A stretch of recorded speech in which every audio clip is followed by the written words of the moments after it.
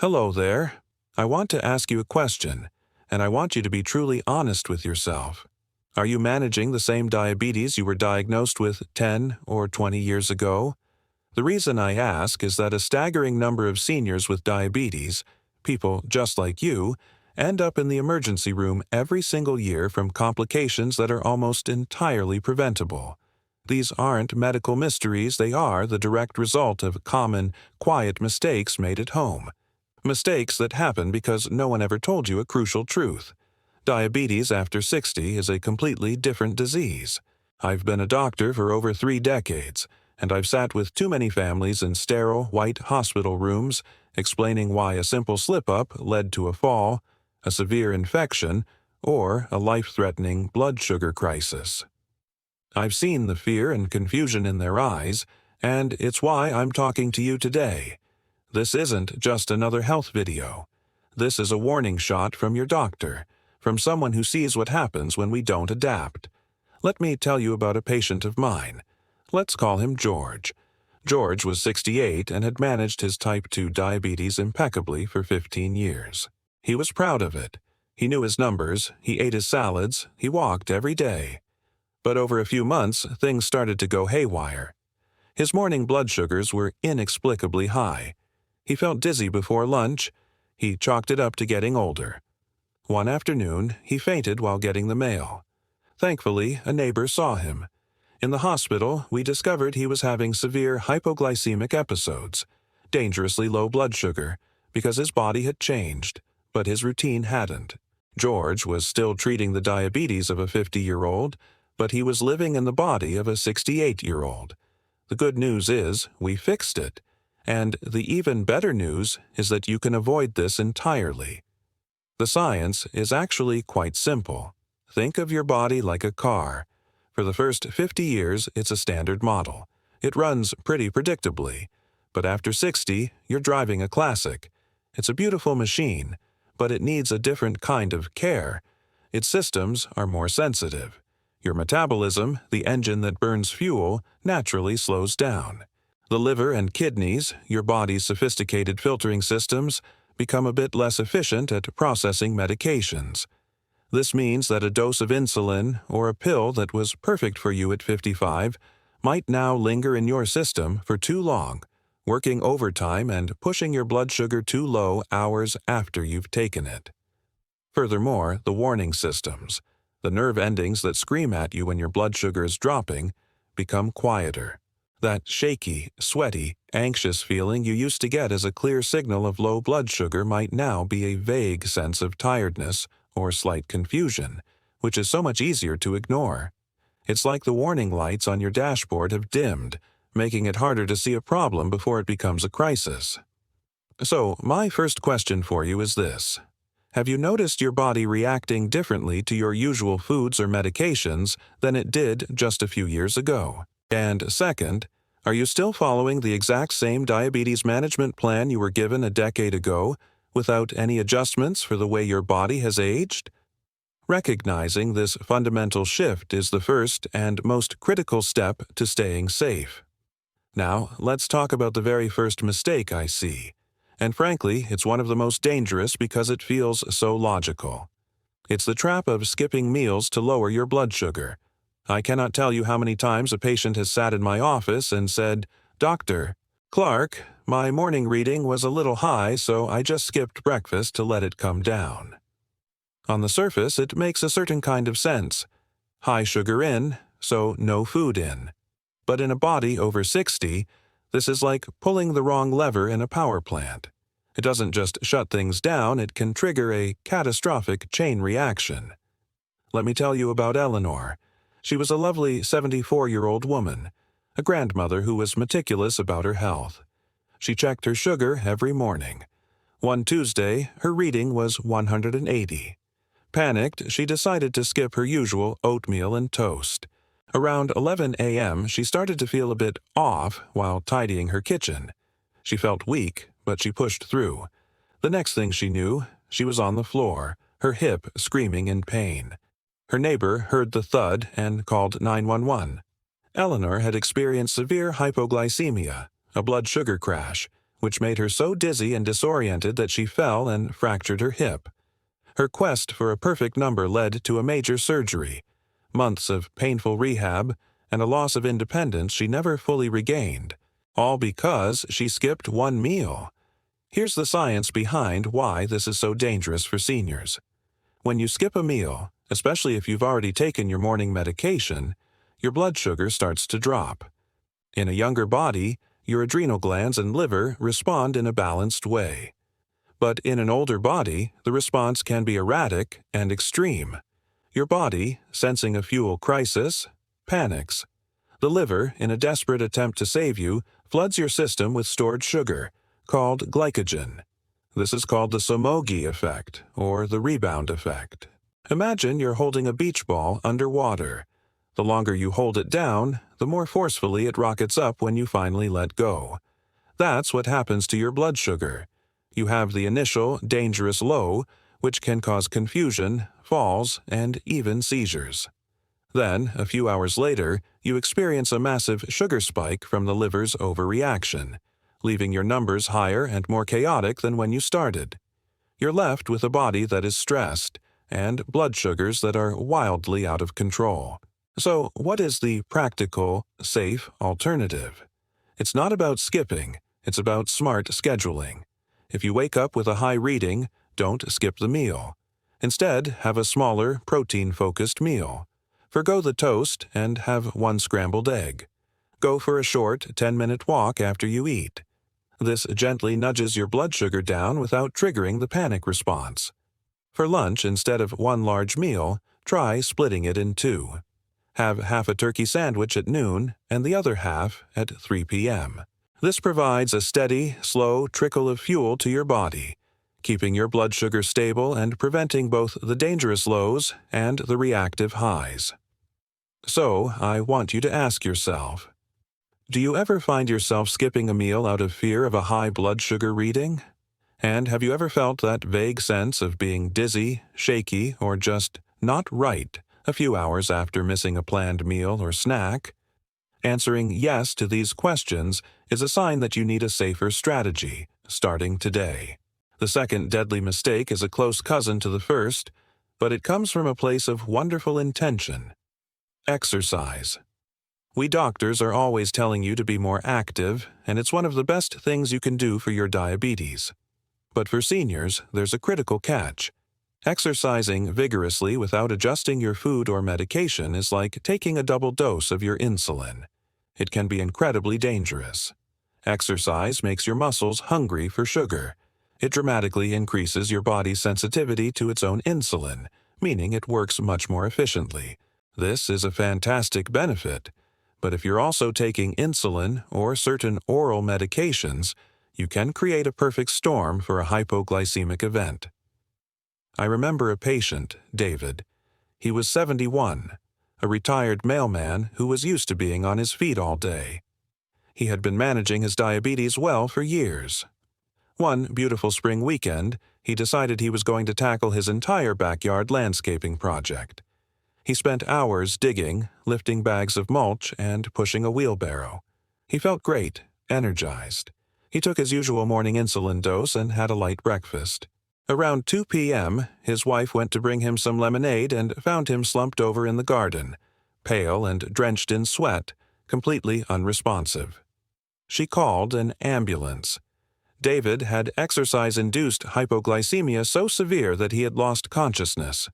He had burned through all his available blood sugar, and his medication was still working in the background, driving it down even further. It was a terrifying ordeal for his family and a powerful lesson for David. Think of it this way: your medication AID's job is to open the doors on your cells to let sugar in for energy. Vigorous exercise does not just open the doors, it props them wide open and puts a giant welcome sign out front. If you have both of these things happening at once without providing extra fuel, more carbohydrates, your blood sugar will be pulled out of your bloodstream and into your cells so rapidly that it can drop to dangerously low levels. The warning signs during activity can be subtle. You might think the sweat is just from the exertion, or the slight shakiness is just muscle fatigue. You might feel a little lightheaded and decide to just push through and finish the job. This is your body's dimmed warning light trying to get your attention. So, here's the practical protocol. We call it the pre-exercise snack rule. If you plan on doing more than 30 minutes of moderate activity, like brisk walking, gardening, or swimming, you need to fuel up. About 15 to 30 minutes before you begin, have a small snack containing about 15 grams of carbohydrates. This isn't a meal, it's a strategic fuel deposit.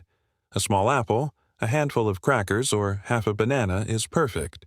And you must, without exception, carry a source of fast-acting sugar with you. Glucose tablets are best, but a small juice box or some hard candies will work. If you start to feel any of those subtle symptoms, stop immediately, check your sugar if you can, and consume your emergency sugar. Don't be a hero. It's not worth the risk. Now, reflect on this for a moment. Do you regularly check your blood sugar before, and sometimes after, you engage in physical activity that's more strenuous than your usual routine?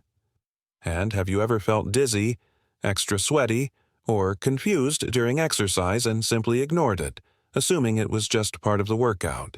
Your active, healthy life depends on respecting the powerful effect exercise has on your body. We've talked about fuel and energy, but now we need to discuss something even more fundamental: your foundation. I'm talking about your feet. Mistake number 3 is ignoring daily foot care, and I need to be very clear about this. For a senior with diabetes, a tiny, unfelt blister or a small cut on your foot can be the starting point for an infection so severe it can lead to amputation. I know that's a terrifying word, but the threat is real, and I've seen this tragedy unfold far too many times. It almost always starts with something that could have been prevented with a simple 2-minute daily check. Let me tell you about Maria. Maria was a vibrant 76-year-old who absolutely loved her rose garden. Her favorite thing to do was walk barefoot in the grass on summer mornings. One day, she got a tiny scratch on the bottom of her foot from a stray thorn. Because of her diabetes, she had developed peripheral neuropathy, a condition that numbs the nerves, so she didn't feel a thing. A week went by. She started feeling generally unwell, fatigued, and noticed her blood sugars were running high. She thought maybe she was coming down with a cold. Then her son, visiting for dinner, noticed that her foot was red and swollen. By the time she got to my office, she had a raging infection that had already started to affect the bone. We had to hospitalize her immediately for aggressive IV antibiotics. We fought for weeks to save her leg, and, thankfully, we did. But she came frighteningly close to losing it, all from a scratch she never even knew was there. Here's the science, and it's a devastating 1-2 punch. First, as I mentioned, years of even slightly elevated blood sugar can damage the delicate nerve endings in your feet, a condition called diabetic neuropathy. This is like having the alarm system in your home disabled. You can step on glass, get a blister from a poorly fitting shoe, or get a small cut, and your brain receives no pain signal, no warning message that there's been a breach. Second, high blood sugar also damages your blood vessels, particularly the tiny capillaries that feed your skin and tissues. This is called peripheral artery disease. It means that when there is an injury, your body's ability to heal is severely compromised. The construction crew, the oxygen-rich blood, the platelets, and the white blood cells needed to fight infection and rebuild tissue can easily get to the site because the roads are blocked. So you have a situation with no alarm system and no fire department. It's the perfect environment for a small injury to become a limb-threatening infection. The solution is not complicated. It is all about vigilance. I want you to build a 5-minute foot inspection into your daily routine, perhaps right before you go to bed. Sit in a well-lit area. Take off your socks and look at every surface of your feet, the tops, the heels, the sides, and especially in between your toes. If you can't easily see the bottoms, use a long-handled mirror or ask a family member to help. You're looking for anything out of the ordinary: cuts, blisters, red spots, swelling, or calluses. When you trim your toenails, always cut them straight across. Never curve the edges. as this can lead to painful and easily infected ingrown nails. And if you see anything that concerns you, you don't wait. You call your doctor or a podiatrist that very day. Now, ask yourself these two questions honestly. When was the last time you took a close, intentional look at the bottoms of both of your feet? And do you have the number of a podiatrist saved in your phone, ready to call the moment you notice a blister or a sore that isn't healing? Your mobility and your independence are standing on those 2 feet. Please protect them. All right, let's move on to mistake number 4, and this one is about precision. It's the mistake of taking medications at the wrong times, especially in relation to your meals. As we age, the idea of close enough is no longer good enough when it comes to diabetes medication. The timing becomes a critical factor for both safety and effectiveness, because the intricate dance between your medication, your food, and your body's slower processing speed becomes much less forgiving. A simple delay of 30 or 45 minutes can be the difference between a stable afternoon and a dangerous blood sugar roller coaster. I had a patient, a wonderful gentleman named Arthur, who was the epitome of diligence. He was a retired accountant and prided himself on his discipline. He laid out his pills in his weekly organizer every Sunday, and he never, ever missed a dose. The problem was his timing. He would take his rapid-acting mealtime insulin at noon, sharp, but then he'd get engrossed in watching the midday news or take a phone call from his daughter. He would often end up eating his lunch closer to 12:45.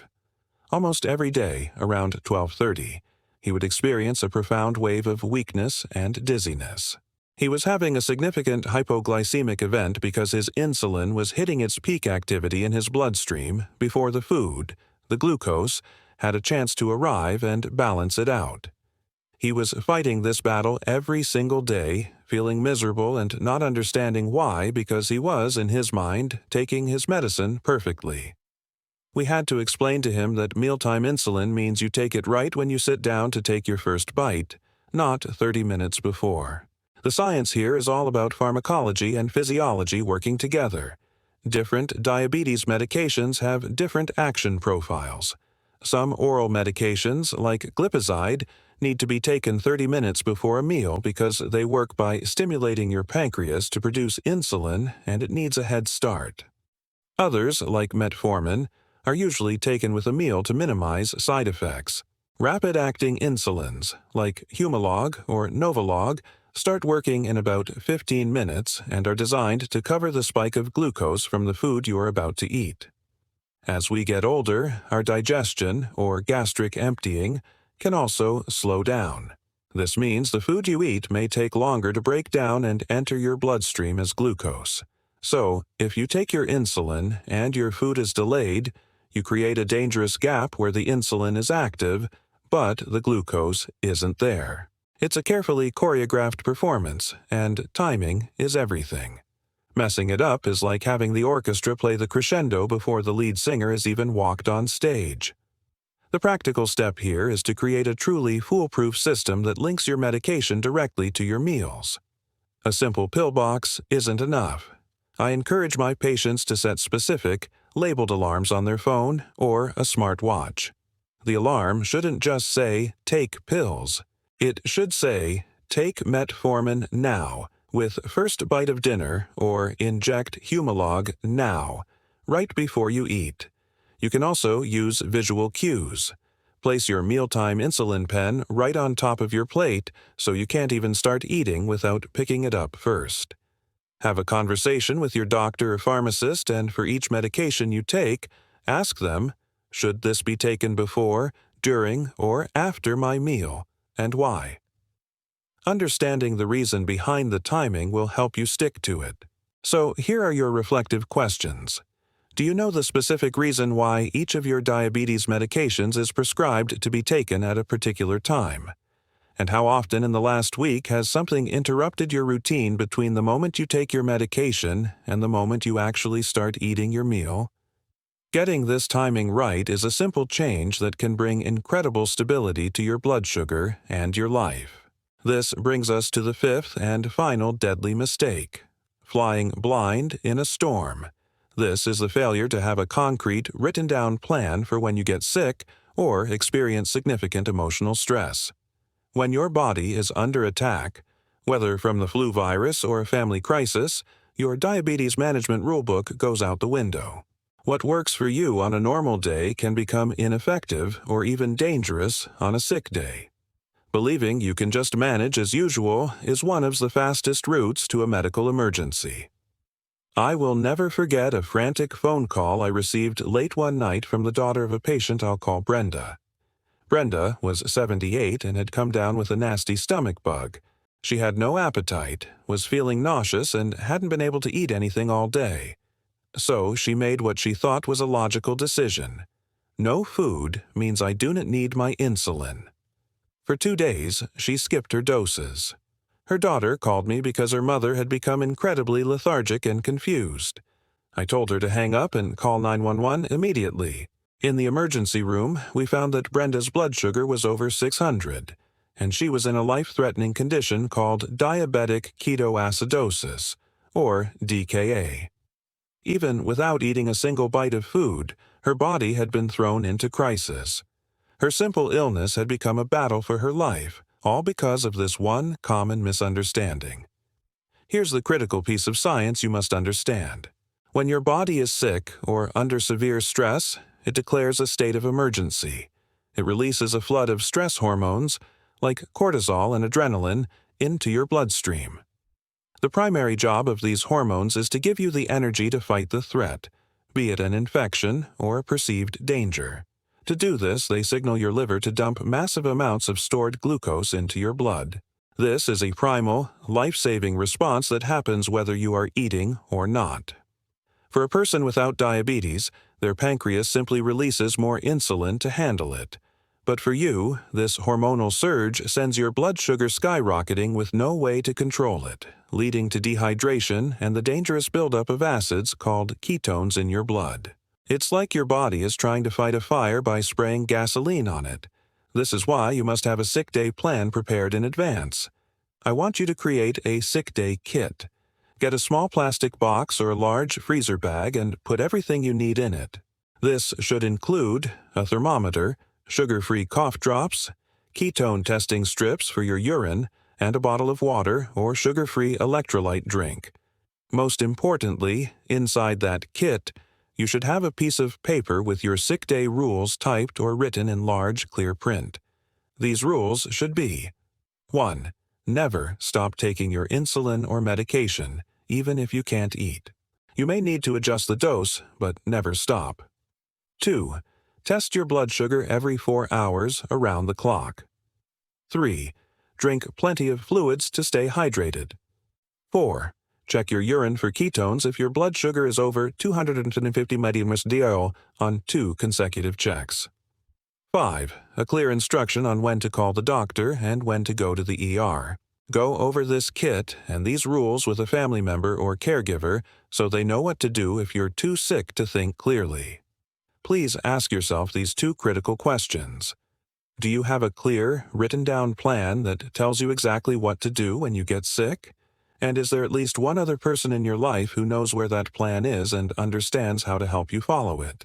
Having this plan is like having a life raft on a boat. You hope you never have to use it, but it can absolutely save your life if the storm hits. We have now walked through the 5 most common and dangerous mistakes I see in my senior patients with diabetes. We've talked about the meal skipping trap, the exercise overdose, ignoring your feet, medication timing errors, and not having a plan for sick days. I know this can feel like a lot. It might even feel a little scary, but my goal is not to frighten you, it is to empower you. Knowledge is the first step, but a system is what keeps you safe. So now, we move from learning about the problems to building your personal solution. We are going to build your diabetes safety checklist. This is about taking all this information and turning it into a simple, practical, daily routine that protects you. This is how you move from a place of reactive fear to a place of proactive confidence. I want to bring back the story of a patient I mentioned briefly earlier, Margaret. She was the one who avoided that traumatic, expensive ER visit. Margaret was 82, and she had her sick day kit and her checklist ready. When she came down with the flu, she didn't panic. She pulled out her checklist. Step 1. Check blood sugar every 4 hours. She did. It was 280. Step 2. If sugar is over 250, check for ketones. She did. They were moderate. Step 3 on her list said, call Dr. Clark if ketones are moderate. She picked up the phone and called my on-call service. Because she followed her plan and called early, we were able to manage her from home. We made a small adjustment to her long-acting insulin over the phone. We had her start drinking a specific amount of water each hour, and we scheduled a follow-up call for that evening.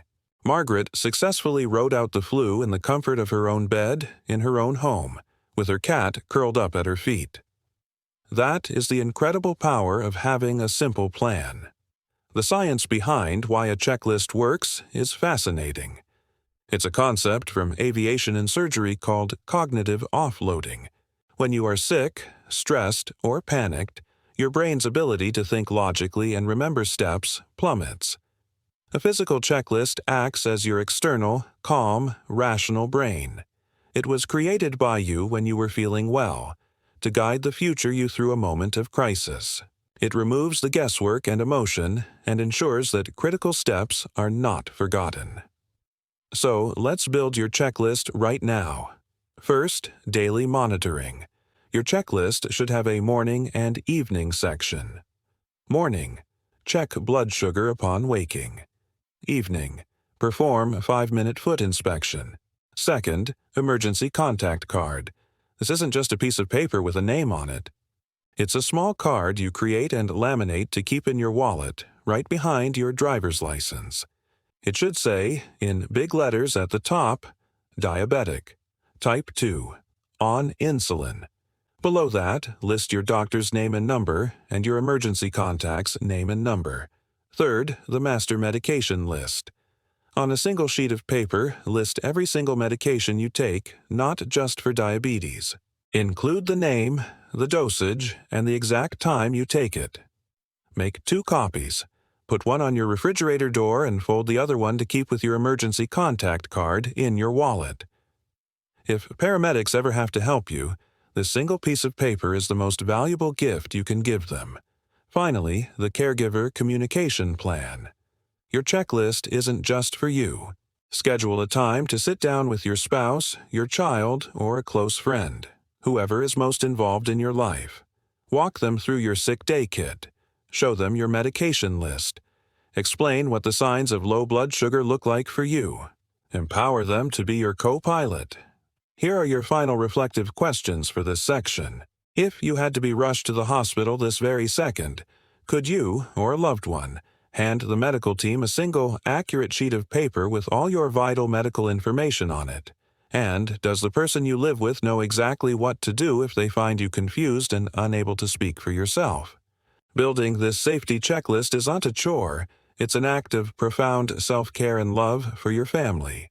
We've covered a great deal of ground today, and I truly hope it has been helpful. We've identified the 5 deadly mistakes that can derail the health of even the most diligent senior with diabetes: skipping meals, mismanaging exercise, neglecting foot care, medication timing errors, and being unprepared for illness. We then built a framework, your diabetes safety checklist, to turn that knowledge into a protective shield. Before we finish, I want to leave you with one final story, because it beautifully illustrates that these changes don't have to be massive overhauls. Often, it's one small, smart adjustment that makes all the difference. Let me tell you about Frank. Frank was a 72-year-old retired engineer, a real numbers guy. He came to me with a meticulously kept spreadsheet of his blood sugar readings from the past 5 years. He was frustrated. Despite his efforts, he was plagued by what he called afternoon crashes. Every day around 3 p.m., he would feel an overwhelming wave of fatigue and weakness. He was taking all his medications exactly on time, 8 a.m. and 8 p.m., like clockwork. He was a textbook case of mistake number 4, perfect adherence but poor timing. We dug into his routine. He took his morning pills, including one that lowers blood sugar, at 8 a.m. with a small breakfast. Then he would have his main meal of the day, a big lunch, at noon. We realized his medication was peaking in the late afternoon, long after his big lunch had been digested. His body was primed to process a meal that was no longer there, causing his blood sugar to dip. The solution was incredibly simple. We didn't change the medication or the dose. We simply moved his morning dose from 8 a.m. to 11:30 a.m., 30 minutes before his main meal. That's it. One tiny change. 2 weeks later, Frank came back to my office and he looked like a different person. He told me, "Doc, it's a miracle. I have my afternoons back. I can work in my wood shop and play with my grandkids without feeling like I'm going to collapse." That small, strategic shift gave him back his quality of life. The science here is the core message I want you to take away today. Managing diabetes after 60 isn't about more effort. It's about better strategy. Your body's internal clock, your metabolism, your physiology. It has all changed. Your management plan must evolve with it. Frank's first step was simply paying closer attention and asking the right questions. Your first step can be just as simple. To help you, I've put together the very same checklist we give our patients at the clinic. It's a simple, one-page guide I call the Senior Diabetes Safety Checklist. It has the daily foot check reminders, the sick day rules, a template for your medication and contact list, everything we talked about today in a clear, easy-to-use format. It is a tool for peace of mind for you and your family. You can download it completely free using the link in the description below this video. My final questions for you are these. What is the one small change, out of everything we discussed, that you can commit to making this week? And who is one person in your life, a friend, a sibling, a neighbor, that you can share this video with to help them stay safe too? Please remember, you are in the driver's seat of your own health. These principles are not meant to be restrictive rules. They are tools to empower you to live the long, vibrant, and energetic life you deserve. Thank you for your time and your attention. Take care of yourselves and be well.